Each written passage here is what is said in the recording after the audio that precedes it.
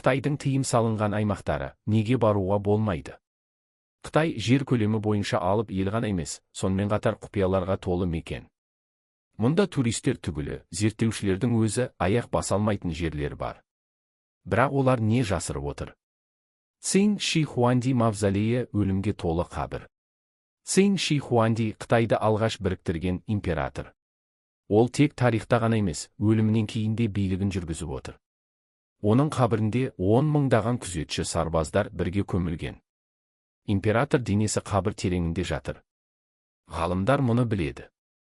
Бірақ неліктен әлі күнге дейін ешкім ашпаған? Себебі аңыз бойынша қабірдің ішіндегі сынап өзендері кірген кез келген адамды улап өлтіреді. Бұл жай миф емес. Ғалымдар топырақты зерттеп, шынымен сынап деңгейінің тым жоғары екенін анықтады. Магао үңгірлері тыйым салынған кітаптар. Бұл үңгірлерде мыңдаған жыл бұрын жасалған Будда ғибадатханалары бар. Бірақ ең қызығы, олардан табылған көне қолжазбалар. Кезінде бұл жазбалар барлық адамзат тарихын өзгертуі мүмкін деген қауіппен жасырылған. Ең жұмбақ үңгір 17-ші.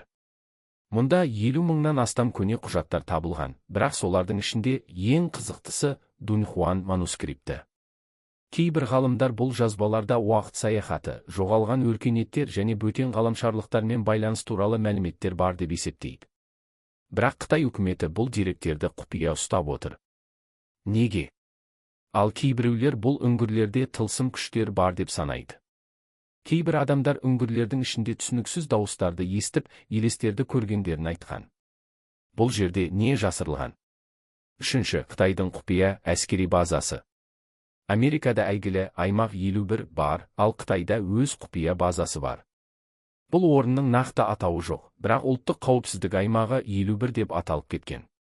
Бұл жерде генетикалық эксперименттер, құпия қару-жарақтар, тіпті бөтен ғаламшарлықтармен байланыс жасалады деген қауесет бар. Кейбір адамдар тіпті мұнда аса қауіпті вирустар жасалып, зерттеліп жатқанын айтады.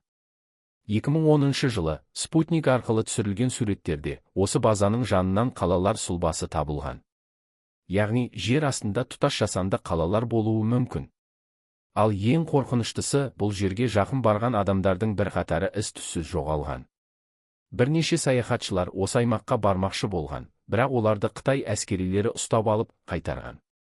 Ал кейбірі мүлде қайта оралмаған. Қытайда жасырылған құпиялар өте көп. Бірақ оларды зерттеу қауіпті болуы мүмкін.